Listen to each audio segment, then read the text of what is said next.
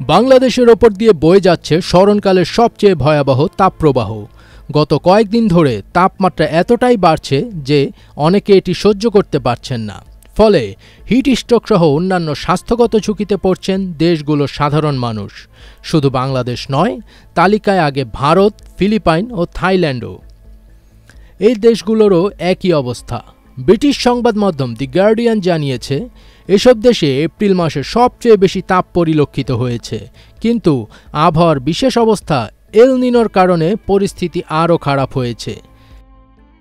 এল নিনো এই অঞ্চলে উষ্ণ পানি ও শুষ্ক ব্যবস্থা নিয়ে আসে। বিশেষ করে দক্ষিণ পূর্ব এশিয়ায় এটির প্রভাব সবচেয়ে বেশি।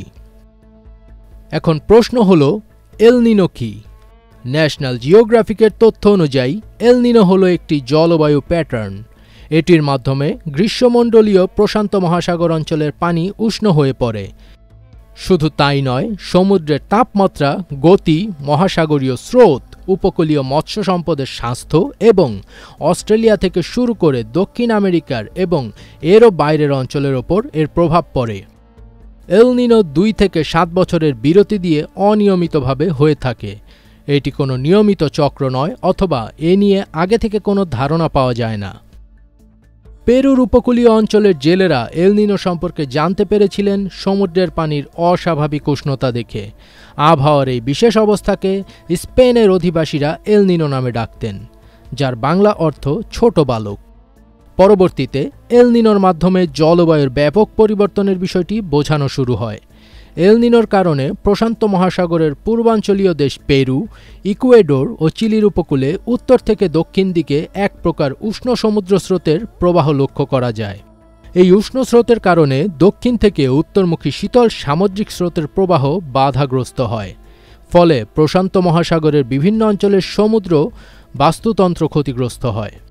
উদ্ভিদ প্ল্যাঙ্কটনের পরিমাণ হ্রাস পায় এবং মাছের উৎপাদন কমে যায় এবং স্থলভাগের তাপমাত্রা ধীরে ধীরে বাড়তে থাকে।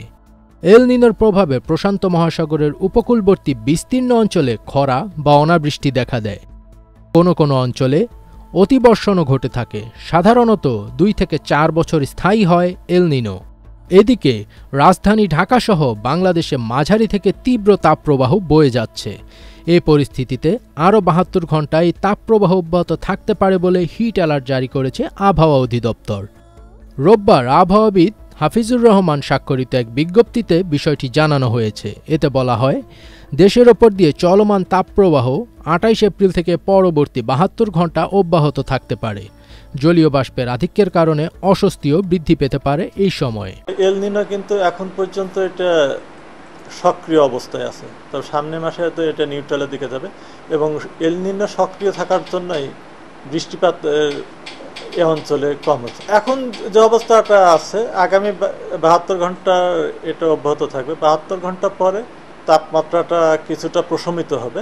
এই তাপপ্রবাহ থেকে পরিত্রাণের একমাত্র উপায় হচ্ছে তীব্র কালবৈশাখী ঝড়সহ ভারী বৃষ্টি। গত বছরের এপ্রিল মাসে জলবায়ুবিদরা এল নিনোর ব্যাপারে সতর্ক করেছিলেন। তারা বলেছিলেন 2023 সালে এটির প্রভাবে বৈশ্বিক তাপমাত্রা বৃদ্ধি পেতে পারে। যদি 2023 সালে প্রভাব না পড়ে, তাহলে 2024 সালে এটি বেশ ভালোভাবে পরিলক্ষিত হবে এবং বর্তমানে আমরা সেই অবস্থায় দেখতে পাচ্ছি। ফজবির তাজ, এটিএন বাংলা।